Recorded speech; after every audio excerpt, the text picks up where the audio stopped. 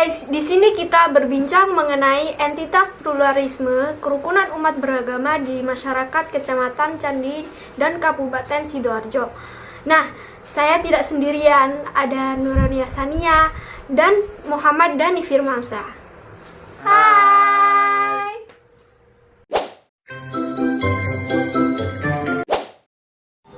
Mohon maaf sebelumnya Pak, kami dari UIN Sunan Ampel Surabaya, program studi agama-agama bertanya mengenai entitas pluralisme dalam kerukunan umat beragama di masyarakat, terutama di Kecamatan Candi, Kabupaten Sidoarjo. Menurut Bapak, bagaimana mengenai hal itu? Assalamualaikum warahmatullahi wabarakatuh. Saya adalah Zaini Tamam, tepatnya yang berada di Desa Candi, salah satu dianggap oleh masyarakat sebagai tokoh masyarakat, begitu kata masyarakat. Jadi kami sendiri tidak tahu apa yang ditanyakan oleh adik kita mahasiswa dari UIN Sunan Ampel, masalah pluralisme yang ada di Kecamatan Candi pada umumnya atau khususnya di Desa Candi. Perlu diketahui bahwa masyarakat yang ada di Desa Candi ini itu terdiri dari berbagai golongan umat beragama. Ada yang beragama Kristen, ada yang Katolik, ada Hindu, ada Konghucu, ada tentu yang paling mayoritas adalah umat Islam. Kehidupan yang ada di masyarakat di sini sangat menghargai di dalam apakah beribadah, apakah dalam kehidupan sosial kemasyarakatan, sungguh sangat hidup secara berdampingan, penuh saling menghargai. Inilah yang sangat kita hargai, kita syukuri kehidupan pluralisme yang ada di Candi. Sangat mendukung, sangat terjadi dan sangat dinamis, sangat sangat baik. Oleh karena itu kehidupan yang pluralisme ini perlu dijaga, karena memang saling menghargai satu dengan yang lain. Apalagi? Bagaimana pluralitas yang ada di masyarakat Candi? Lalu bagaimana Anda yang menyikapi hal tersebut? Pluralisme yang ada di masyarakat Candi tadi sudah saya katakan sangat heterogen. Artinya ada agama yang ada di Candi ini, ada Islam, ada Kristen, ada Hindu, ada Buddha, ada Konghucu, dan masyarakat sekitar hidup berdampingan, saling menghargai. Inti pluralisme kan menghargai.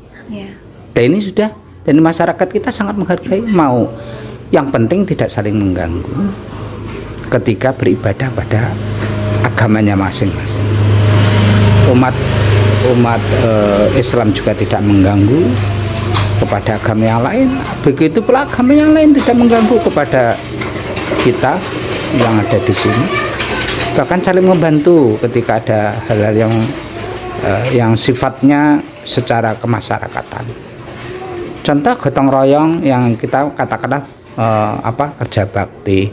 Di situ kan heterogen berbagai etnis agama, dan itu dilakukan secara bersama-sama. Kalau itu tidak hidup tidak berdampingan, tidak saling menghargai, tidak akan terjadi itu, karena saling egois pada agamanya masing-masing. Pluralisme terjadi di negara kita, dan pluralisme adalah sangat saling menghargai di lingkungan masyarakat kami. Kalau di masyarakat Candi sendiri, apakah pernah ada konflik gitu Pak? Alhamdulillah tidak ada.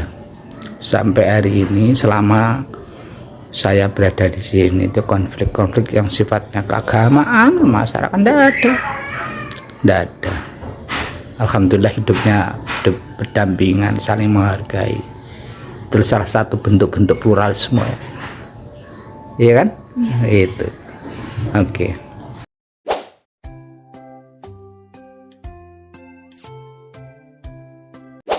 Kemasalahan beragama di wilayah Candi antara agama satu dan lainnya itu harus saling menghormati, hidup berdampingan, saling menghormati dan menghargai. Karena untuk urusan beragama itu adalah pribadi-pribadi, ritual beragama. Nah, untuk urusan masalah kemasyarakatan atau lebih besar lagi berbangsa dan bernegara itu harus gotong royong. Karena itu sudah dituangkan di dalam Al-Quran, lakum dinukum waliyadin, untukmu agamamu dan untukku agamaku, untuk beragama. Karena akhir-akhir ini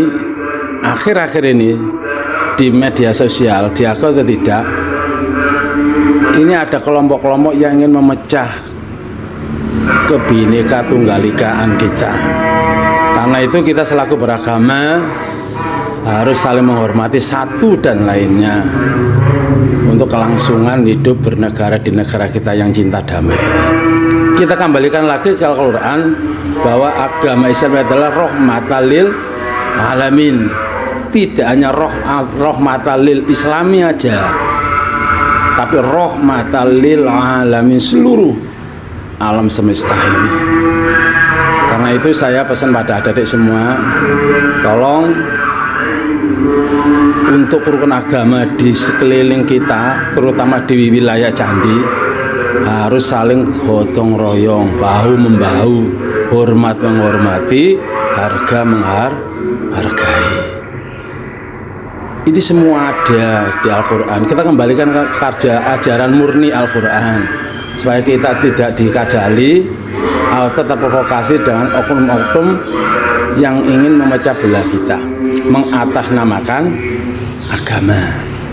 Ya, itu pesan saya. Apalagi yang lain bisa, monggo. Mengapa toleransi umat beragama sangat begitu penting untuk kehidupan sehari-hari?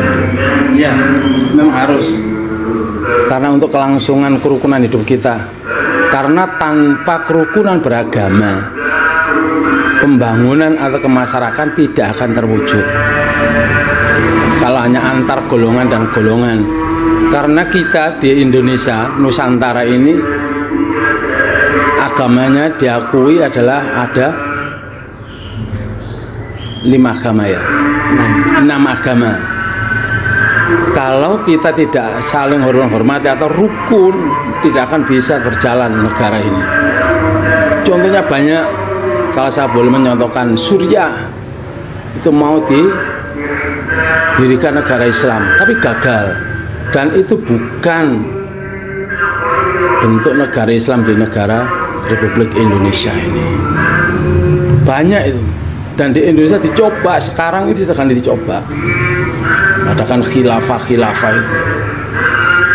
Tidak bisa metode yang khilafah diterapkan di Indonesia karena agamanya ini adalah nama agama yang diakui pemerintah sah.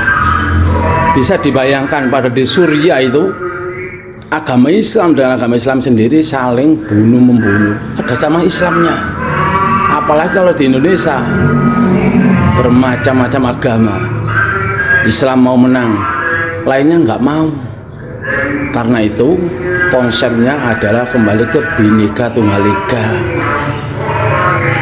berbeda-beda tapi tetap satu tujuan untuk membentuk negara Republik Indonesia cinta damai sejahtera selama-lamanya. Itu pesan saya. Kalau menurut saya tuh sebagai non Muslim ya, di sini tuh udah saling menghargai antara satu umat beragama dengan yang lainnya. Kayak misalnya untuk ibadah yang itu tadi, terus saat kayak ada pemotongan kurban atau apa, itu yang non Muslim di daerah Candi ini juga diberikan berkat berupa daging itu tadi. Kalau mohon maaf ya Mbak, kalau Ya. misalnya di sini kan sampean sendiri kayak gitu ya, maksudnya yang non muslim. Itu cara beribadahnya apakah di rumah atau gimana? Kalau saya sendiri ya di gereja setiap hari Minggu. Setiap hari Minggu, cuman kalau biasanya tuh ada ibadah kayak 1 bulan 3 kali atau 1 bulan 2 kali itu di setiap rumah-rumah jemaat gitu, gantian-gantian gitu. Terus kalau selama COVID ini kan masih dibatasi kan kalau mau ke gereja atau ke tempat publik itu. Jadi selama COVID ini masih online masih ibadahnya, iya. Apakah rumah ini pernah dijadikan sebagai tempat untuk ibadah? Pernah sekitar 2 mingguan yang lalu dipakai di sini. Iya.